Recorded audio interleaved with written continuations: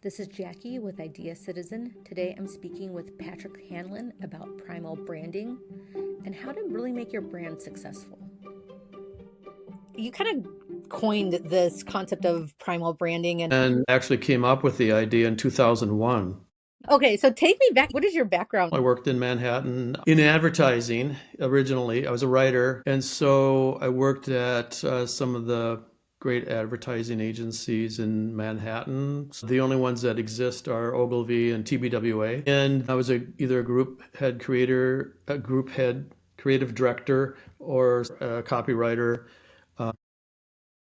And then I came up with this idea. People were talking about the Nike tribes and the Apple cult and all that kind of stuff, but not really figuring out how to do that for themselves other than imitating Apple or Nike, which is not a good thing to do. And so I literally came up with the idea while mowing my lawn up in Connecticut. I had a lot of time to think about things. Yeah. And you can't think about anything outside because you can't hear anything other than the lawnmower, right? So it's a lot of internal time. But I asked myself, why do we believe in some things and not in others? And actually, the thing is that there's a great quote from a couple weeks ago by someone, I think in Europe, and they said, "We're not addicted to social media, we're addicted to being human," which I Oh, think is a great thing and a great way of putting that. And the thing that we deal with is that we're all hardwired as human beings to congregate and get together in groups, right? And to be alone is usually a form of punishment, be in isolation, et cetera, et cetera. And so the question is, in marketing, but also in life, is how do you get people to congregate around you, whether it's you personally, and or if you're a product or service, do you want customers? Do you want fans if you're up on stage somewhere? And the answer is yes, yes, yes. And so how do you do that? And how can you do that systematically? And how can you do that intentionally and to be either relevant or resonant or attractive, basically? And so I came up with what I realized is that all the world's most powerful brands all have seven things. They all have a logo, right? Which we usually think of as the brand, the logo on the website, and how do we identify them? And Porsche certainly looks different than a Volkswagen, right? And yeah. so and then they all have a creation story. Apple guys working in a garage. Coca-Cola came from Atlanta Yeah. drugstore. Starbucks came from Pike Street Market. Google came from a dorm room. Facebook came from a dorm room. YouTube came from a garage, I think. Maybe something like that. Sounds about Anyway, right. Yeah, sure. creation story. I was born in Oceanside, California, and so forth. And they all have a creed, which in advertising was think, do it, invent, and so forth. Think different. So they all have a creed. They have think different, just do it, e pluribus unum, semper fi, Yeah. etc. And then they have creation story, creed, icons. They have rituals. Starbucks famously changed the ritual of how we have coffee in the morning, or have Red Bull in the morning, or have tea in the morning, or frappuccino in the morning. And then there's a group, a lexicon of sacred words, ice grande skinny Yep. decaf latte, iPad, iMac, I this, that, and the other thing, and pledge allegiance to the flag, or can you recite the Gettysburg Address, or whatever. And so then or sing a Fleetwood Mac song, or Courtney Barnett, or someone. And then there are people that don't want to believe in you; they want to believe in something else.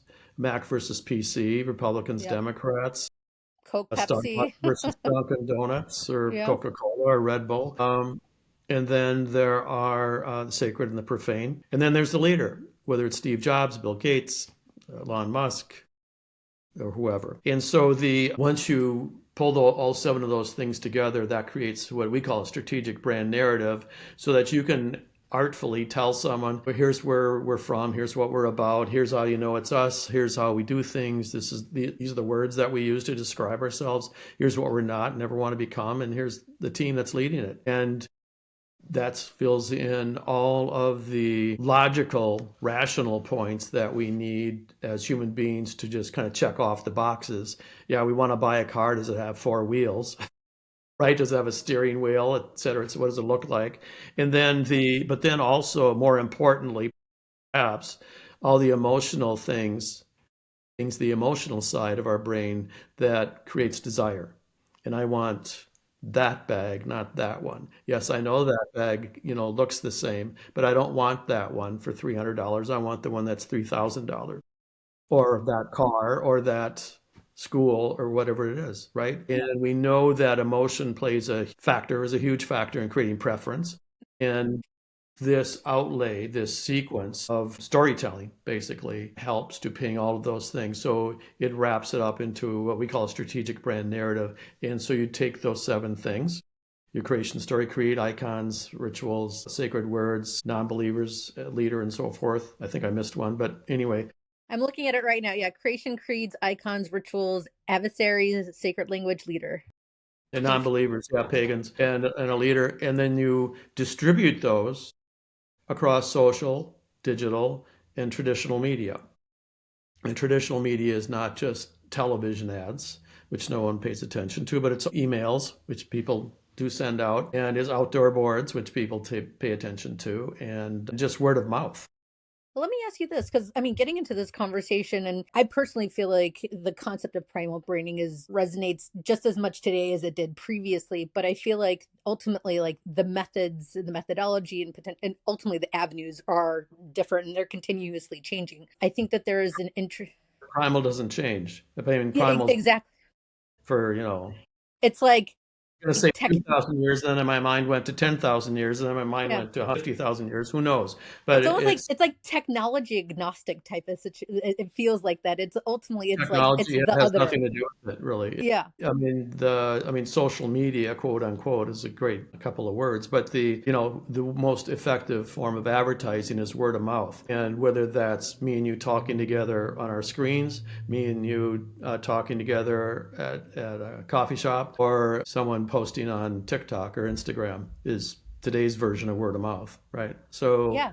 in advertising, we used to joke that word of mouth was the most important form of advertising, but it was a snarky thing to say because, and I've talked about this on other podcasts, but it was said in a snarky tone of voice because we knew that no one could find out what people were saying around the coffee Oh. pot in the Oh, office, or because you can't right measure it. That's why it's now a you problem. can, yeah, Yeah. now you can. Yeah. If you're thinking about like a strategy of like building out a brand, like I've been working on Idea Citizen, like part of my thinking process around this was, business model canvas. Part of it was SWOT and everything. I feel like there's a component of like, hey, ask yourself those primal branding questions, because I think it's relevant and plays into that larger narrative, like larger strategy. For Well, me, it's a belief system. That's what it creates, is a belief system. And once you feel organically attracts others who share your beliefs, is what it does. And then someone told me in other words, it's the authentic way of building, it's the root code for building authentic brands. And I said, yes, thank you. I'd go as far as, I mean, to build like these tribes of like where we belong, or where we feel like we associate and align our kind of values, personal preferences, and whatnot is even more so relevant today. Like there's a new administration here and everything, and I think It's the new boss in town. new boss in town, but it's like no matter what side of it, it's like side of the aisle that you're on, ultimately she feels like, and what I've been seeing consistently on social media is that like, people also purchasing with their alignment to whatever that is, or associations, and people are making that very clear, very vocal. And I mean, I'm not trying to make this conversation particularly political, but it's like I think, You just swayed. Yeah. but it's like, well, specifically though, like with the tools that are available today, like let's call it like Facebook groups, text messaging, kind of the speed of communication, the speed of word of mouth. I think that there is how a brand is positioned really does extend into how people also see themselves, of what they want to be associated with, the good and Yeah. what they perceive as good and better potentially, and then of course Absolutely. I mean, and with their adversaries. yeah, I mean, especially with objects that are branded. I mean, if you're buying an orange, no one knows where you bought that or whatever. But if you're talking about other things, yes, styles of clothing, et cetera, things that identify you, yeah, you definitely are selecting things based on who you want to be, or who you think you are. right? And so yeah, it becomes very personal What do you from a feel like? Because consumer point of view.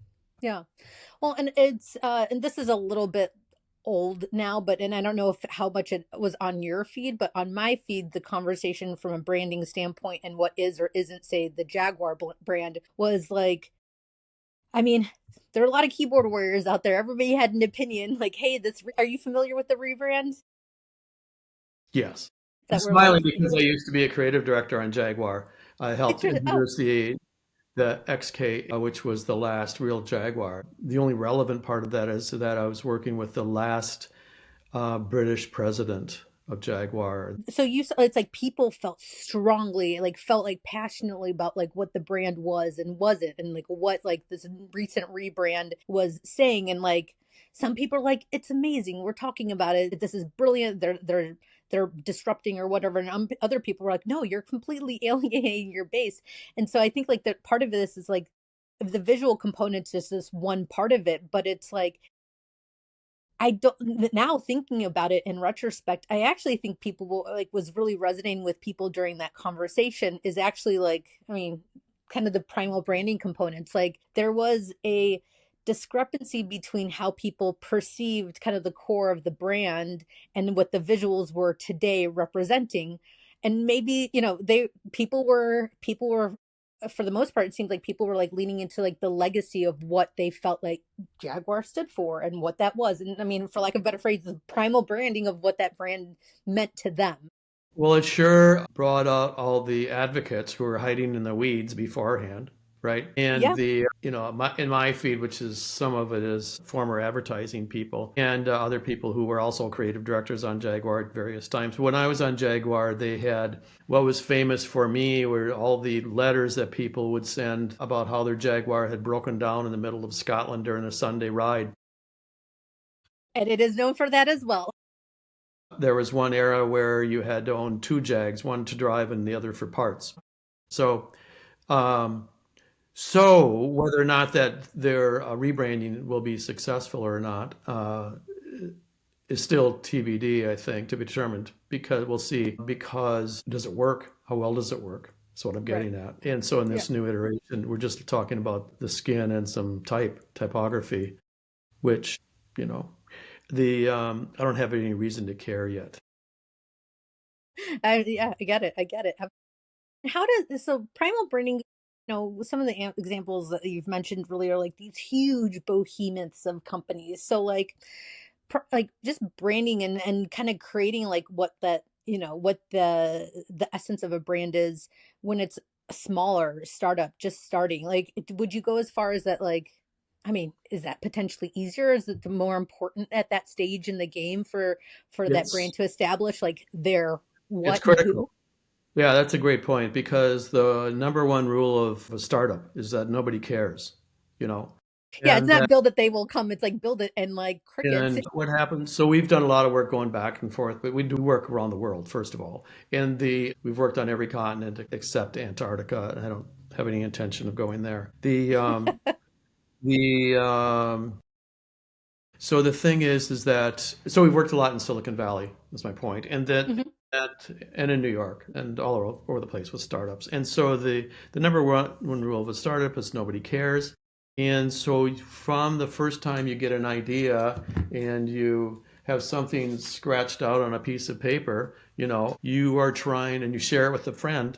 You're trying to get advocacy. You're trying to get them to basically either agree with you or support you or to say you're full of shit, right? And you're doing that all the way along the line. You're trying to build advocates, and then you're trying to get people to agree with the concept, and you're trying to get people to agree with enough to either work with you or give you money or support you in some way, right? And even if it's just support, verbal support. And so that story needs to, well, how'd you come up with that idea? Well, what is it all about? Well, how do I know it's you? How do you use this thing? What good is it? How are you, what did you call it again? And so it'll do this, not that. Will it do this? No. What does it do? And you're the leader, and I'm just very artlessly gone through all 7 pieces of code, right? But they are the questions that people will ask, and you have to have the answers for them, right?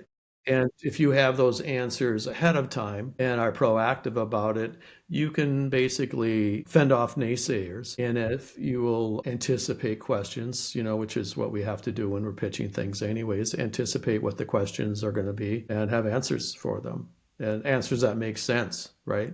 And so the this does that for you. And then when you go out to hire PR people and so forth, you have to have those same answers. Yeah, yeah, like written down because it's not. I think I think the problem some brands ultimately end up making is that there's like these assumptions that people are like, oh well, everybody knows. It's like no, nobody knows anything. Nobody Like knows. be explicit, document it, and make sure that everybody ultimately like has that same kind of brand structure and understanding, like kind of going into it because everybody likes to add like their part of it, which I mean, yes, you want part of that, you want people to make it their own, but like the brand itself is its own entity and it's like support that. But it's like I think we've seen plenty of examples just day to day and honestly It's a nothing's bubble. It's a yeah. bubble. And how do you keep that bubble afloat, basically, is the thing, right? Oh, I And like so, that. Yeah. and I think the thing is that people in some forms of marketing, they go, creation story, forget the creation story, history. Nobody cares. Nobody cares about history. And yet that is the most fundamental, that's where the story starts, right? And so if people don't care about your creation story, it's because you're telling it the wrong way. Yeah. Yeah. Okay. Yeah. A friend of mine, um, uh, has a great creation story. And I'm Tell me. hesitant to share it, but I'm going to share it Oh, anyway. I want to hear it. Yes, please. And I'll beg for forgiveness. He, 1,000 years ago, he had a company where he sold high-end stereo equipment and stuff. So there were, in a time when turntables cost $60, he was selling them for 500 or 1,000. Okay. Speakers or an amp would be, $10,000. Speakers would cost $10,000. And so he was building these huge, what we today we would call theater room for homes, $1 million homes that have theaters in them and so forth. He was selling that kind of equipment, but he was selling it in 1970 when that kind of equipment didn't really exist. And so it needed some special love and special technology and stuff, so forth. So he was building that, and he would sell to millionaires. And he was based in the Washington, D.C. area. And so he was selling to politicians and so forth, people with money. And so, but he had some problems. He had some tech problems. And so so he would have these components, and he would do something where the sound for the television would come out through these speakers and stuff, which was wizardry of the highest order Magic. back in the 1970s, 80s, and so the 1970s. And so he would get calls on Friday night, Saturday night, Wednesday night, and he would have to, of someone, a customer who couldn't figure out his system and connect the right switch or whatever. He had to push the right button or whatever to make the thing work in the bedroom instead of in the living room, or vice versa, right? And so he would get a call from the Kennedys or someone, or I think Wonder Woman had a system like this too. I shouldn't be name dropping like this, but I don't know if any of these people had, but I just know that they lived in Washington D.C. area. I don't know if he had his systems or not. But anyway, he would have to get into his Porsche, say goodbye to his date, get in his Porsche, drive across town, and deal with this problem. Right, and it happened repeatedly. So he would be giving up the girl and taking off in his car and fixing this thing on a Friday night, Saturday night. Not, it was Yeah. ruining his life. Okay. That's Single the guy in takeaway. Washington, D.C. in his Porsche, and it was ruining his life. And so he did something that created something. He needed a new form of technology, which he created. I mean, are you going to tell us the brand? So basically, he wanted his life back. So, as a form of self preservation and upholding his dignity, he had to figure something out. He Wait, what? invented the remote control. I'm like, where is this going? Oh my God, I have to look this up. Inventor. He invented the remote control. You won't find it on Google. But so that's a great creation story as far as I'm What? concerned. Yeah. Wait, so it says Robert Adler? Maybe.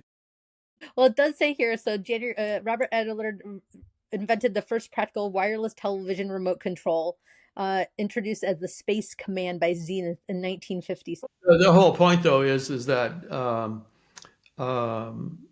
how you build a story is important, and you need to build.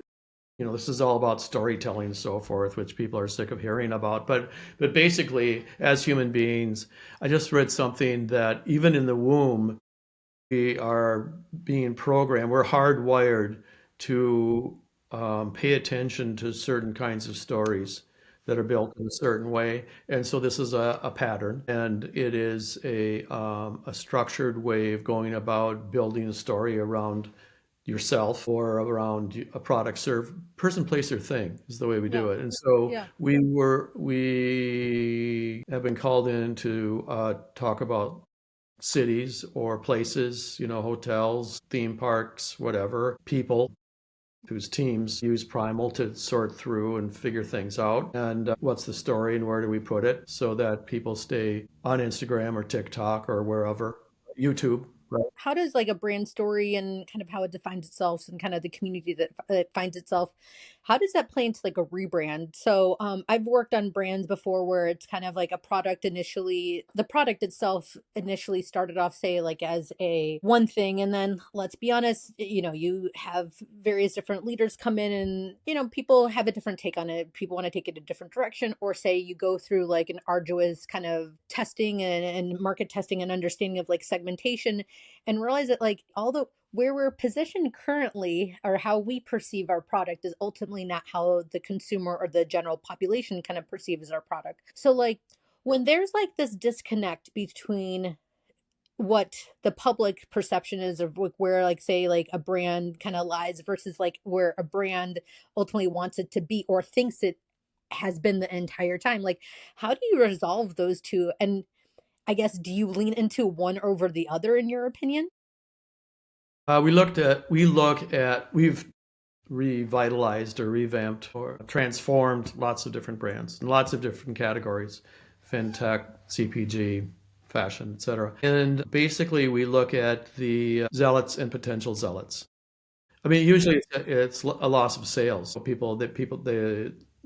the product or service has never found relevant, has not never become relevant, or they've lost their relevance and grown stale, right? And companies that have been around for 100 years or more or less have gone through this a couple times already anyway. And so Hmm. this is a further iteration of that. And so we look for people who are zealots about the brand, they're fans or repeat. Is that the true barometer and benchmark of what the brand is? Like those zealots, like they're going to tell you who you are because they love you so much for XYZ. Yeah, they're the core of the brand so far because they're paying your salary. Okay. Yeah, yeah. But the They're the reason you repeat support it, purchasers, they're the word so of mouth. Yeah, yeah. you don't want to get rid of them. You don't want to lose them because they're your business. Yeah.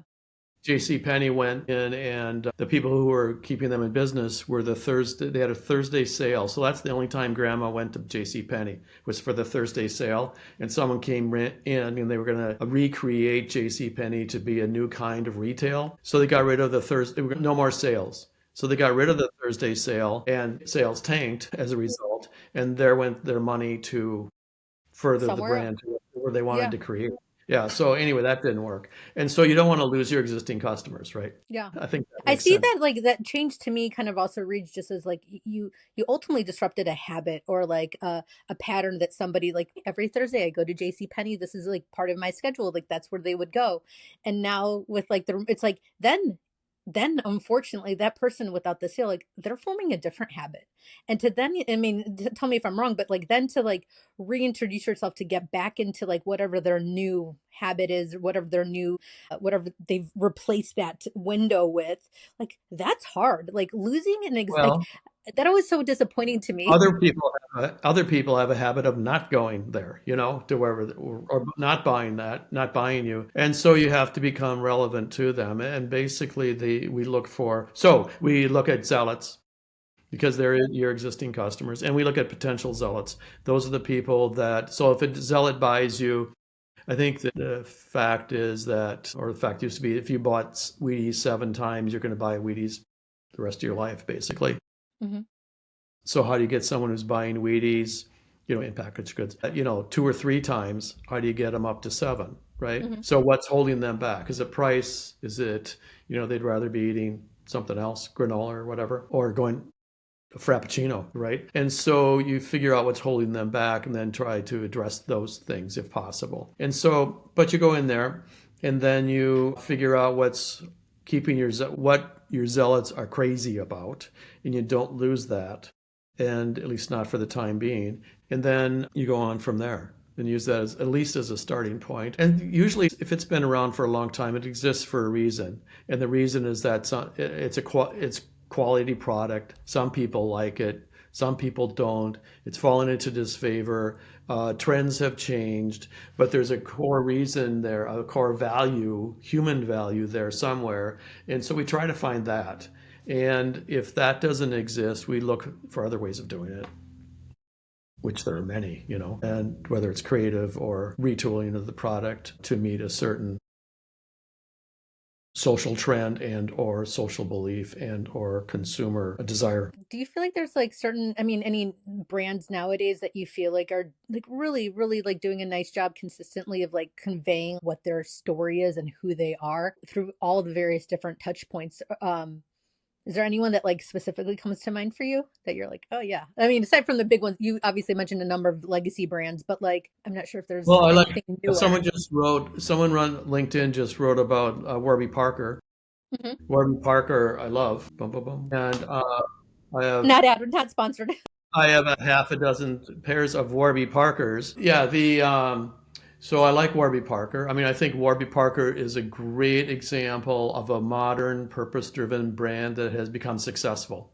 You Right. buy one pair, they give another pair to someone who can't afford to buy glasses somewhere on the planet. And I think that's a great thing to do. And that's not why I buy them, but it helps, you know.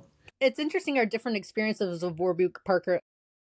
I'm not a glasses wearer, so like I mean, so that there's that part of it. You are not in their market. Yeah. Yes, I am not their market. Uh, I always like my perception of them was always kind of this direct consumer, easy, like a little, a little bit more like techie and everything. But in terms of direct to consumer, like, hey, you can figure out your glasses, you get multiple glasses and then whatnot. And there's like this ease of the experience with them and trying on. And so you mentioned this other part of that. I didn't even know that. They were one of the first D2C innovative companies with sort of a Silicon Valley sheen to it and to them. And you're not tech, and they didn't, I suppose they use they make glasses, I believe in China or someplace. They make them somewhere with the new technology Sure. so you can buy them for $99, 500 or whatever glasses cost. And they made it so that you could look online, pick out your pairs online. They would send you samples of the frames Exactly. Yeah. you directly to you so you could figure them out. I mean, figure out which ones you liked in the comfort of your own home, rather than having some stranger glare at you, checking, wishing they were over at Subway buying a sandwich. High pressure sales. Exactly. And so do I look good in these? And, a complete stranger, how do you trust them? But anyway, so you can ask your significant other, well, how do I look?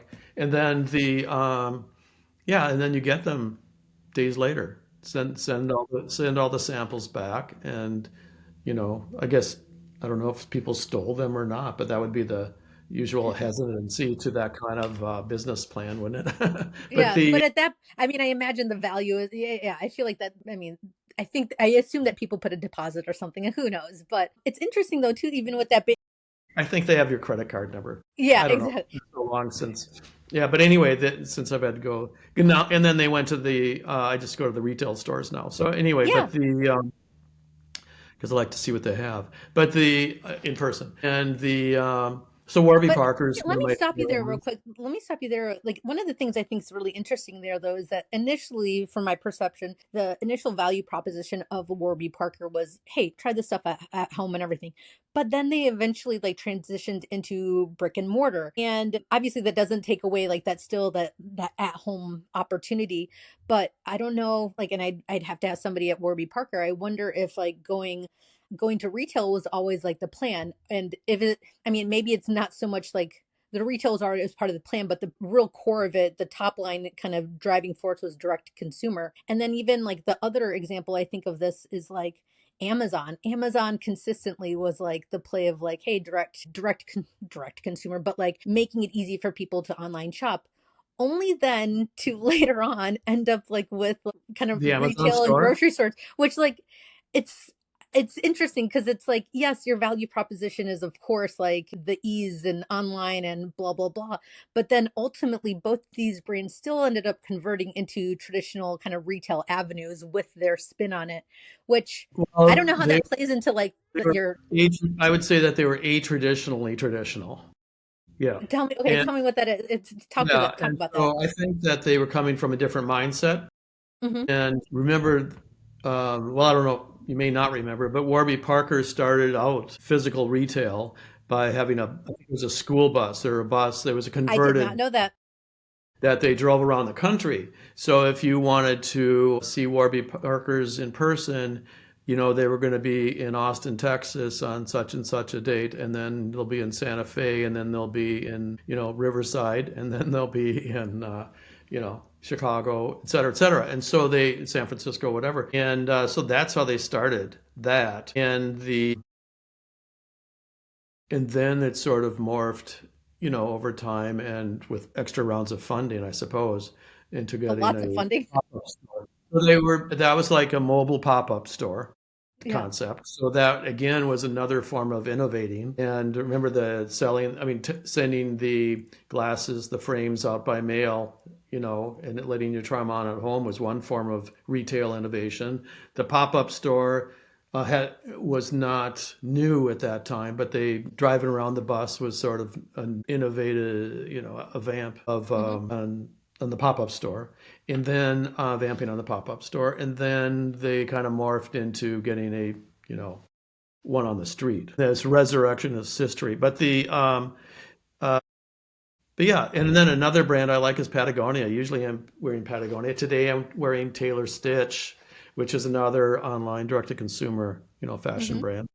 Yeah. Similar to Warby, came out around the same time as Warby. So, I mean, those are a couple that I like. Let me ask you this, like, so Taylor Stitch, like, how did they even come on your radar? Like, because it's interesting, like they have their story and everything, and then like somehow you found out about it. So it's like, I guess where I'm kind of hoping to go into is like talking like ultimately how brands are making themselves known. Like, if you could recall, like, were you hit with multiple ads and everything, or did, like word of mouth? Like, how did you even find out about the brand? That's an interesting question. I have no idea. I have no idea. I was going back and forth between New York and San Francisco all the time, and Taylor Stitch is in San Francisco. I went to, I think it's called Mission Works, and they had a collaboration, but I think I knew them before that collaboration somehow. It's interesting because I mean, to your point around not recalling, like Good colleague. I can't remember like where I've like been introduced to certain brands. To some degree, they're kind of forgettable, but I think it's okay because you get, let's say, like a really a well-rounded kind of advertising campaign to make people aware of like say a new and emerging brand and everything, like you're finding out about it, like it's hitting you in various different locations, various different junctions. Let's call it social media, let's call it like you might see, a billboard, you might see a poster somewhere, somebody might mention it offhand, and then one day like it clicks and you're like, okay, hey, oh yeah, I need, so it's your glasses, Well, your it's pullover, like it hits you that you're like, I need this now, and like it jogs your memory. well, it's not so random. There are two metrics that we use to get out your pencils because you need this. In the US, this is based on a study from a PR company, global PR company, and they did a global study in it. And in the US, anyway, people need to see you or hear about you from 5 different places before they're even aware that you exist. Hmm. 5 different places. And if you're in Singapore or something, it's more like 14 different places, 17 different Why? places. My client keeps reminding me that it's not 5 different places, it's 7 different places. So, and those places can be you telling me. It could Hmm. be an email, yeah. It could be an outdoor board, yeah. It could be on LinkedIn or probably not on LinkedIn, but Instagram or TikTok, Facebook, Google search, yeah, or just random. And so there's 5 to 7 different places right there. But you have to, that's before you even can go, yeah, I think I've heard of them. Here, okay, so I just looked it up. It's called, That's just a vague awareness yeah. kind of thing, right? And then the second, so that's one metric. You have to be in 5 to 7 different places. And so there's your advertising or your marketing budget right there. And then you have to, it takes 100 hours to make a friend. That's, you can Google that. It's from a couple sociologists Yeah. everywhere. And the 100 hours to make a friend. So that's a lot of YouTube, right? But good thing that it's cheap. Like ads on YouTube are cheap. Yeah. Well, and but 100 hours to make a friend. But that's basically going from being a transaction, right, to be in a relationship, which means that I'm a zealot at that point, right? And you're a ardent fan and a customer, and you're probably talking about Warby Parker to the universe, right? And so Warby and I have done our 100 hours, for sure. And so and Taylor Stitch as well, and Patagonia. And so you need to be in 5 different places, and it takes 100 hours to make a friend. So a lot of marketers out there, people out there, they want to go viral. Good luck. Uh, First, and second of all, you still that lasts for what? A day, 2 days, 3 days, a week, yeah, maybe. yeah, yeah, yeah, yeah. Some magazine might mention you, and you'll get a little mention, a little ping. But still need to be in those 5 to 7 different places continually Hmm. in order to maintain relevance, resonance, trust, vision, values, all the things that people need to know about you. And so how do you do that? I mean, it's like if you're a Apple person, you will hear about as you're listening to this, after you're done listening to this, you'll hear about the new phone, the old phone, the stock price, what's on Apple TV. Did you watch that new series on Apple TV? And something else. And so that is just a part of life, right? But that's how they maintain relevance. And by the way, you'll hear the same things about Google or Elon Musk and or Donald Trump and or whatever all day long But today, yeah, good. Is right? there a Because point they are in your opinion, is there a point that it's like too much? I don't think so. And I've been told this is straight out of Guyville, that women don't think this way, but because it's the stock price, which is finance, because it's about the new phone versus the old phone or whatever, that's product design, et cetera, right? And because it's a TV show, that's TV show land for me. And maybe apparently women don't. I've been scolded on this or Oh told no, tell me what is this perspective? I'm so women speak curious. spoken on this. They said it's more of a guy thing to categorize them into different things like that, sectors like that. But maybe it is. Okay. But anyway, I'm just doing it to make the point that because they're in different categories, yeah, it does. It doesn't seem overwhelming. It's just a part of life. And because I'm a fan already, I don't mind hearing them. I'm curious about it anyway. I want to hear Oh, it. I'm full. I mean, so maybe to like kind of give support to like the anecdote around women. I'm fully in the. I need to mute some of these things. Like, is there a way to just fully like anything that mentions this certain word? Like, I don't want to see it. I'm so tired of it. And I was a fan, and now I'm like bombarded. Like, I don't want to see it. Maybe there's an app for that. I want to block these words, AI. How do I do that? Yeah. So that's how you remain relevant. Whether you are an existing brand or 100 years old or a new brand. And so people need to hear from you 5 to 7 different places. It takes 100 hours to make a friend. You spread these 7 pieces of primal code across social, digital, and traditional media as much as your budget will allow. Because it's spread across 7 things, you have 7 different subject areas to play around in, and then it becomes executional after that. So And you can be funny or hysterical in one of them and boring bullet points in another. And doesn't really, of course, is to try to push them all back to your website and become your own walled garden. Yeah, yeah. Well, and let me ask you this. So within the Idea Citizen group, I actually have a lot of founders in there. Are there like two to three things, like if you were to like if you're working with somebody that's like just starting out like their brand, like what are you like where would you recommend like put like there's like the financial investment but also the time investment. Like what do you think is the best use of someone's time from like a branding advertising awareness perspective? The best thing is to organize your story. Yeah, where are you from? What do you believe in? How do we know it's you? You know, it's not just the logo or the website, but it's inputting that with actually all seven of these things. And it's very simple to do. You know, I'm talking to a group of founders, executives next week, presidents next week, and I spoke with them 20 years ago. 20 years ago, there was a guy sitting in that same group. He's no longer in that group. He was sitting in that group, and when I told them about the seven pieces of code and so forth, Hmm. and when I mentioned that, you know, this builds community, right? Builds a belief system, attracts others who share your beliefs, same beliefs you do. It's authentic, you know, and it's organic and so forth. But it also attracts not only your customers, vendors, and so forth. It attracts people. It builds community inside of your organization. He went, oh, really? And so he left the meeting. He went to back to his office, pulled out a beer or whatever. He went through and he wrote down his creation stories, creed, icons, rituals, sacred words, lexicon, non-believers, put himself down as the leader. And at that time he had a computer services company that was doing about $1 or $2 million. And then he built it over the next 2 or 3 years to over 10 million. And then he sold it and he kept his Amazing. stock. And he kept his stock, importantly, because the people that he sold it to then flipped his company for 150 million. Ooh. And they bought it because they paid that for it because they said, well, we can replicate the service and what you do, the product, but we can't replicate the culture. Yeah. And Yep. so there you Yes, go. yes, yes. Yeah.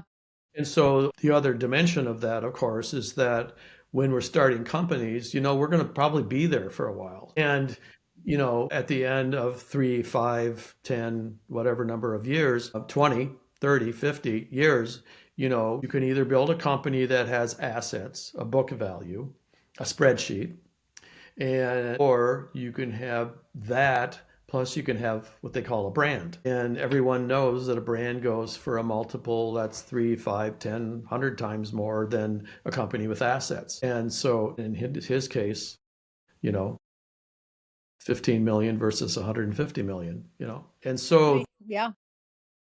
And so at the end of the day, you know, you're going to be putting in your time. What do you want at the end of it? And so most people would rather have a brand.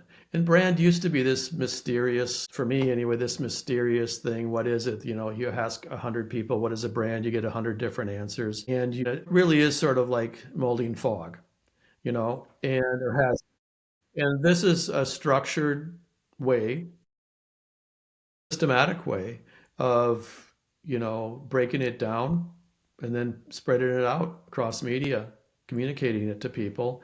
And it works.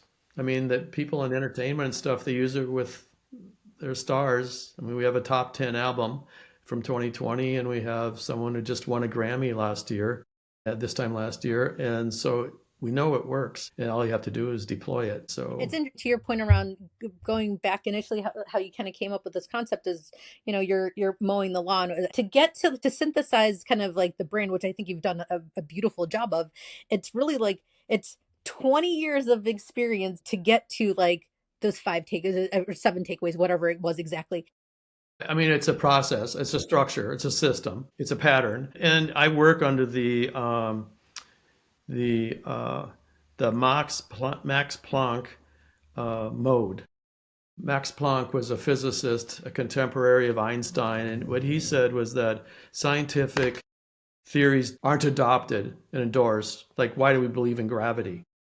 Mm, Because people say that we should, basically. But you can deconstruct it, and you'll find all seven pieces of code, by the way. in just about anything you believe in, like gravity. But anyway, back to Max Planck. Max Planck. He said that scientific theories aren't endorsed and adopted because other scientists go, "Oh yeah, it's a great idea. It's better than my idea. You're brilliant." It's because they all die. They die off, and a new generation comes up and goes, "Well, of course, brands are belief systems." Yeah, that's a very interesting. Of course, yeah, of course, that creates community. Once you believe in something, there are a community of other people who believe in that. So that's the mode we're in now. We're after the young generation. Whereas 20 years ago, I was standing in a convention hall in Las Vegas, standing in front of 1,000 people. I go, brands are belief systems, and once you build have a belief system, it attracts others who create this community of fans, people, customers, whatever you want to call them, around you. People staring at me with X's in their eyes. So the so it's much better to be 20 years ahead No. of that. So, Patrick, like, what does the future look like for branding and stories and narratives, like primal branding specifically? Or what should we expect moving forward? Well, I think that people are getting tired of stories and storytelling and all that kind of stuff. I mean, we're looking for the new buzz, and I suppose that the new buzz is probably AI. We learn through stories and, eat this, don't eat that, etc. I mean, just start right there, right? Do this, don't do that. No, you don't do that, you're going to die. I think that stories they're just an innate human thing. So we have to figure out how to tell stories and how to tell them properly and professionally, especially professionally, right? So the one thing that we're trying to do to help that is we're working with AI, as I mentioned earlier, I think, to help that process along so that we can actually go in and prompt AI into, primal branding. And then how do we take this company and can you divide it up into its 7 pieces of primal code, which generally they can. And if you're a new product, they can't. But if you're an existing product, they can. And generally, That's fascinating because such an opportunity also to, like, when you're doing like competitor research, and if it's a bigger established brand, to your point, it's like part good of figuring out your angle, if anything, is understanding what's going on in the market. Like, who are you coming up against? Why are you different? better than, yeah, to add on to that, better than you finding out about yourself. You can find out what your competitors are up to. Yeah, yeah. What and glean which of the 7 pieces of code are they missing?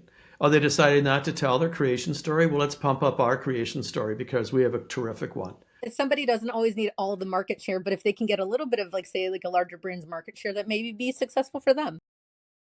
Here's one thing. What people tend to ask me after a speech or whatever is, great, the 7 pieces of code, I get it, makes total sense. Which one is more important than the rest of them? Which one should I start focusing on? And that's the wrong attitude because the revelation here is that you need all 7, and 7 of them. You need all 7. All 7 is what makes you one of the player in the most powerful brands.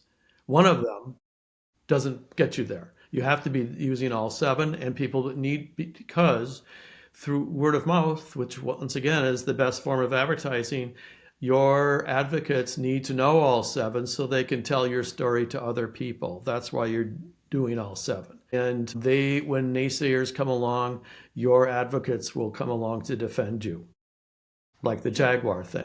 People Yeah. start going, what's this with Jaguar? And all of a sudden you have this outrage from traditional Jaguar owners, but also defense from people who wouldn't have considered a Jaguar, who are the they might be the new believers, right?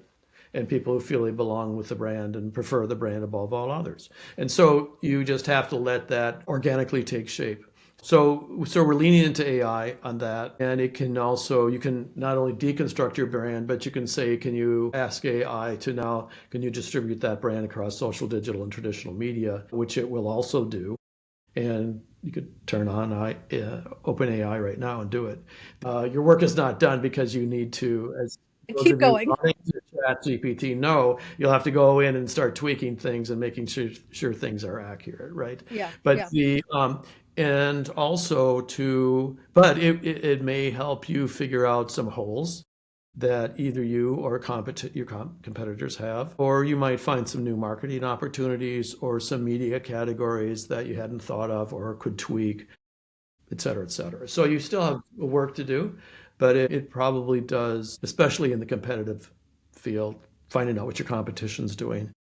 I just have to say, I really do appreciate that you are an advocate for the adoption or at least the use of AI in your work. I honestly, I thought this was going to go a different direction, like as like a creative and everything. I was like, maybe Patrick has this purist mentality around this and like, no AI, it's terrible. But No. it's like, I appreciate your perspective. I feel like it's well rounded and like realistic and like make it easier for yourself. Well, the thing that you need to do, people need to do, I think, is go figure out who their zealots are and go in and talk to the zealots. Forget Right. about you making up, personas and so forth. I think some of that is marketing BS, frankly, a little bit. But I have nothing against going in and finding out ask your heavy users, what they're all about. And then, like I said, they're this what we call zealots. And then the potential zealots, those people who are on the fence, and have bought you a couple times, what's holding them back? I mean, I think that's once you figure out what's holding them back and get rid of that, you get a double-digit increase in sales. I can tell Mhm. you almost automatically, given depending on your category again, but there's always that caveat. But what sector you are, but those are important things. Yeah, absolutely. We do deal in metrics, like Yeah. everyone. So Patrick, it's been wonderful to speak with you. So obviously people can buy the book, Primal Branding. Like there's your TEDx. So there's the book, there's a TEDx, and then there's also the Instagram Primal Branding. we're on LinkedIn. We publish on LinkedIn. We publish on Medium. I publish on Fast Company once in a while. And then I try to keep up with Instagram. Until next time, stay curious and keep exploring. Join the Idea Citizen LinkedIn group and share this episode with a friend.